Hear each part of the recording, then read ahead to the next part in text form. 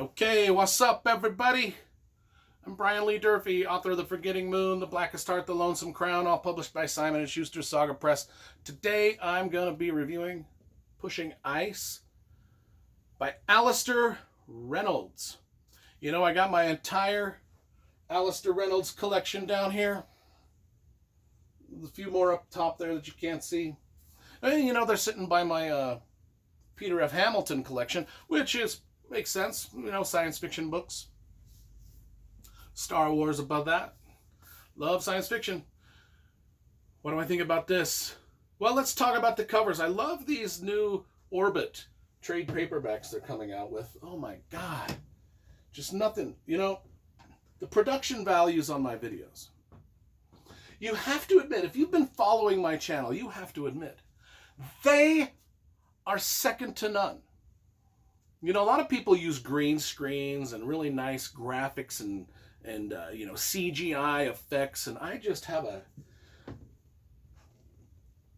poster here that I've glued to some particle board, and I put it up on sticks. I got it. Need we say more? You're getting the best, folks. Only the best for you. Pushing Ice. What's it about? Well, I love the covers. I love the new Orbit trade paperbacks, and I love the simple covers, which is very intriguing. Very simple, very big book, big feel.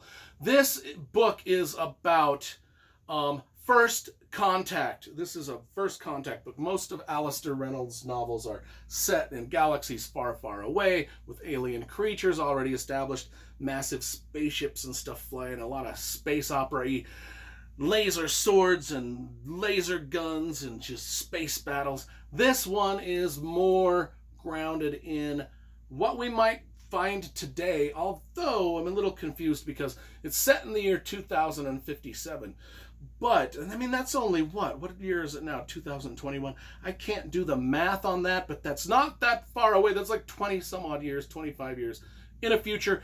And this book seems to be very futuristic, and I just don't see technology advancing to the point where the things that are happening in this book, unless something groundbreaking happens, and just unless something huge, well, I mean, Tesla, maybe Tesla, this is the rock band Tesla, but maybe Elon Musk of the Tesla car company will have gotten technology to the point where the things that are happening in this book can happen. But I had to suspend my disbelief just slightly, because 2057, man, that ain't that far away for the stuff that's happening in this book, technology-wise, to be happening in real life. That was only a minor quibble I had with the book. Another minor quibble was the prologue. I don't know if the prologue really needed to be there. And I won't go into the prologue because the prologue's actually spoilery. I don't even want to talk to it, but I didn't care for it that much. I just would have rather have launched right into the story. I don't mind prologues. I like prologues in most books. Just this one I could have done without. I would have rather have launched into the story itself. Two minor quibbles in an otherwise fantastic novel of First Contact. And let's talk about that. What is this about? I'm just going to read the back cover because it gives a good description. The year is 2057. We've already talked about that. Humanity has raised exploiting the solar system to an art form. I can believe that.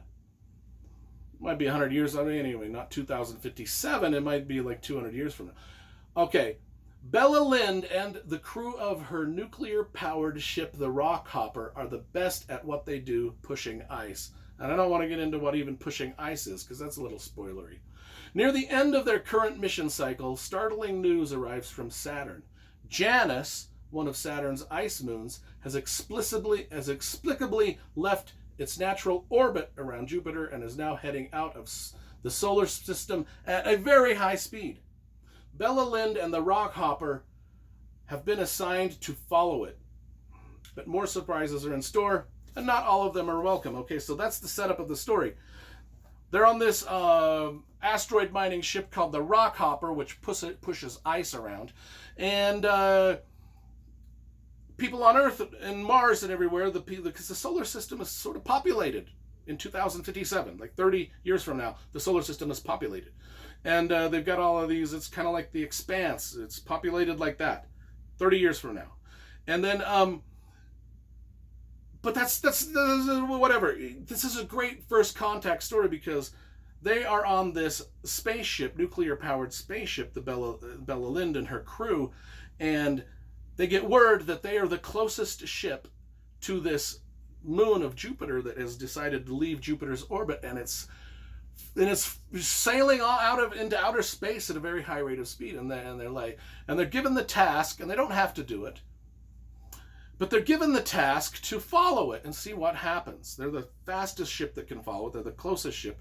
And so Bella Lind goes to her crew and explains this to him. And this is where the book sells me, because I love that scene. And it's very, very early on. Right after the prologue, Bella Lind has to go before her crew and explain to them what's happening.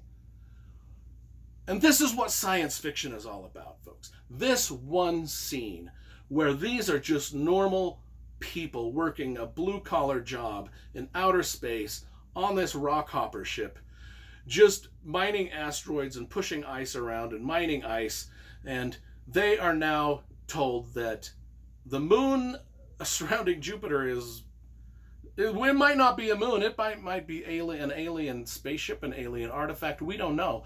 All we know is that it is left orbit and it is sailing out of our solar system, and it's aimed at a specific planet out there, a specific star system out there.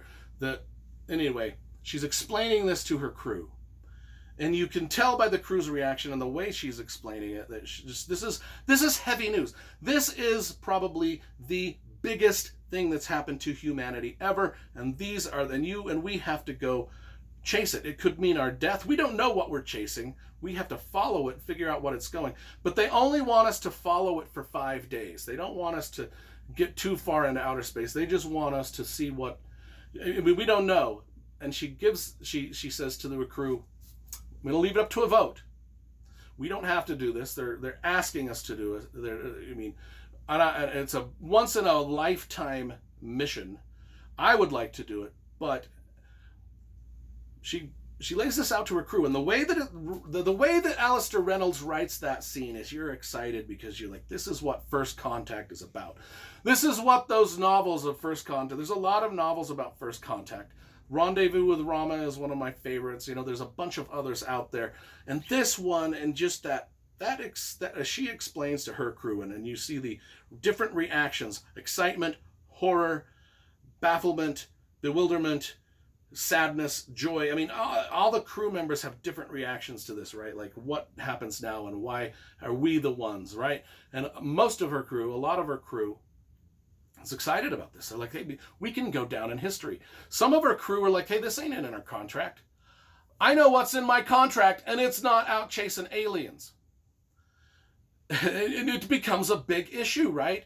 And then they're like, if you want us to do this, you need to go back to our company, and they need to renegotiate our contracts, and we need to get paid a ton of money if we're going to do this. And so this is real. This is as real as it gets, right? That's why I love this book, is as real as it gets. It's like the crew dynamics are amazing in this. It's a spaceship. It's just they're quarantined on a spaceship by themselves out in the middle of outer space, and they're just blue-collar workers. And now they're asked to do it's like the moon. It's like in the 1960s when the moon went up to the moon. It's like that's the level of importance this mission is. Maybe probably even more important. And they're like, where's our scratch?